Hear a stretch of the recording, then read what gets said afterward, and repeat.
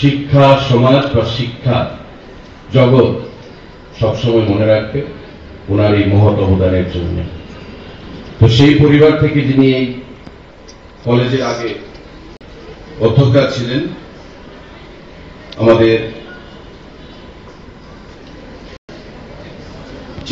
পাল মহোদয় ডক্টর, তাকেও আমি নমস্কার জানাচ্ছি, অভিনন্দন জানাচ্ছি।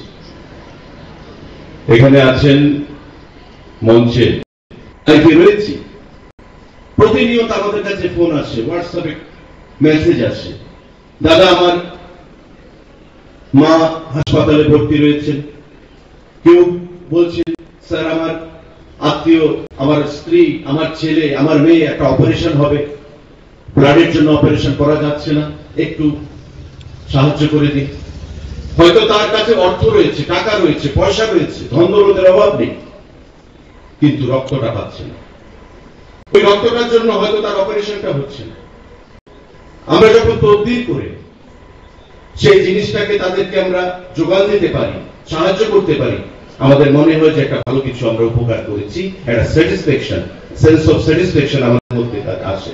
যদি না পারি, অনেক সময় ভুলে যান, অনেক সময় রূপ পাওয়া যায় না, আমাদের কাছে মনে হয় যে কিছু একটা হয়তো খামতি হয়ে গেছে, কিছু একটা করতে পারিনি, একটা অনুশোচনা বোধ হয়। তো এই যে রক্তদান, এটা মহৎ দান। এবং আজকে ত্রিপুরা রাজ্যে রক্তদান, আমি এই কথা বলবো না যে বিগত সরকারের সময় কোনো ভূমিকা ছিল না, ছিল। বিগত সরকারের আমলেও প্রচেষ্টা গ্রহণ করা হয়েছে। আমাদের সরকারের মাননীয় বর্তমান মুখ্যমন্ত্রীও 5 জন, 10 জন, 15 জন, 20 জন, বা আমরা ব্যক্তিগতভাবে, যখনই আমি মনিকা আমাকে বলল যে দাদা রক্তদান হবে আর মুক্ত মঞ্চের উদ্বোধন হবে, আমি কিন্তু মুক্ত মঞ্চের উদ্বোধনটাকে বেশি গুরুত্ব দেইনি। আমি গুরুত্ব দিয়েছি, এমফেসাইজ দিয়েছি রক্তদানে। আমি বলেছি যে আমি আসবো। আপনারা জানেন যে গতকাল অ্যাসেম্বলি সেশন শেষ হয়েছে, ব্যস্ততা ছিল, তাই আমি বলেছি নেক্সট ডে আমি অবশ্যই সেখানে আসবো। তো রক্তদান শুনেই কিন্তু আমি এসেছি। আমি জানি না কত দান রক্ত দেবে, কিন্তু আমাদের মুখ্যমন্ত্রী, আমাদের মন্ত্রীরা, আমাদের দলের নেতৃত্বরা 10 জন, 15 জন, 20 জন, number is not a factor. আমার কথা হচ্ছে মানুষের মধ্যে সচেতনতা, রক্তদান নিয়ে সেটাকে তৈরি করতে হবে, মানুষকে অনুপ্রেরণা যোগাতে হবে, মোটিভেশন দিতে হবে রক্তদানের জন্য। তার জন্য আমাদের এখানে আসা, মানুষকে, যুব সমাজকে, ছাত্র সমাজকে আগামী দিনে রক্তদানে উৎসাহ প্রদান করার জন্য আমার প্রত্যেকের কাছে আহ্বান থাকবে, এই যে রক্তদান, তার কোনো বিকল্প নেই। যে ওষুধ দিয়ে রক্ত ডোনেট ডাইরেক্টলি না করে মেডিকেশনের মাধ্যমে, ওষুধের মাধ্যমে সেটাকে সাবস্টিটিউট কোনো কিছু করা যায় কিনা, কিন্তু as of now they have not been successful. সফলতা আসেনি আপনার থেকে আমার, আমার থেকে আপনার। এভাবেই রক্তদানের যে প্রয়োজনীয়তা সেটাকে মেটাতে হবে, এবং সেটা ভাবেই আমরা সেখানে করে যাচ্ছি। এবং ত্রিপুরা রাজ্য সারা ভারতবর্ষে রক্তদানে একটা বিশেষ ভূমিকা, একটা বিশেষ স্থানে রয়েছে। এবং আমরা অনেকে মনে করি যে রক্তদান দিয়ে আমার শরীরের ক্ষতি হচ্ছে, যেটা সম্পূর্ণ ভুল। যারা ডাক্তাররা আছেন, ব্লাড ট্রান্সফিউশন কাউন্সিল থেকে বন্ধুরা এসছেন, তারা সেটা ভালো করে বলতে পারেন। কিন্তু আমরা যতটুকু জানি যে শরীরে রক্ত দিলে শরীর থেকে 3 মাসের মধ্যে সেই রক্ত আমার শরীরে তৈরি হয়ে যায়। আসলে ব্লাড ডোনেশন ক্যাম্প,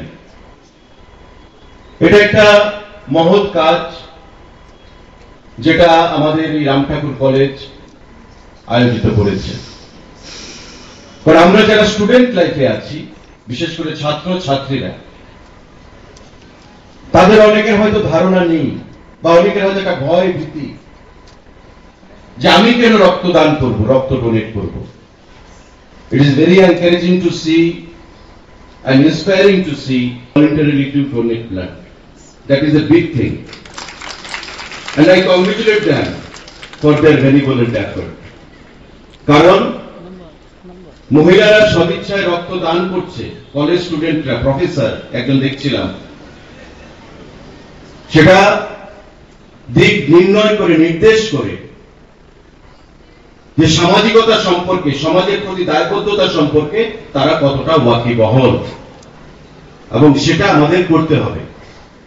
কারণ রক্তদান মানে জীবনদান। স্বামীজি যেটা বলেছেন, স্বামী বিবেকানন্দ, যে service to man is service to god. None of us have seen the God, but we believe that God exists within ourselves.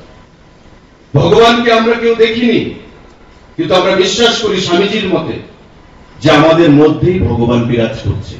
তাই মানুষকে যদি সেবা করতে পারি, মানুষকে যদি খুশি করতে পারি, আমি ভগবানকে খুশি করলাম, ভগবানকে সেবা করলাম। সেটা ভেবেই আমি service to man is service to god ভেবেই আমি রক্তদান করি, রক্তদান শিবিরের সেখানে আয়োজন করি। আজকে যারা রক্তদান করেছে তারা কিন্তু আমরা কেউ জানি না যে এই রক্ত কার শরীরে যাবে। এটা কি হিন্দুর শরীরে যাবে, না মুসলমানের শরীরে যাবে, না খ্রিস্টানের শরীরে যাবে, না সাবরুমের কোনো ব্যক্তির শরীরে যাবে, না ধর্মনগরের কোনো ব্যক্তির শরীরে যাবে। ব্লাড ব্যাংক থেকে তারা এসছে ব্লাড কালেকশনের জন্য, এবং ব্লাড নিয়ে গিয়ে তারা সেটাকে তাদের ল্যাবে নেবে, প্রসেস করবে, অ্যাজ এন্ড হোয়েন রিকোয়ার্ড রোগীকে তারা সেই ব্লাড প্রদান করবে।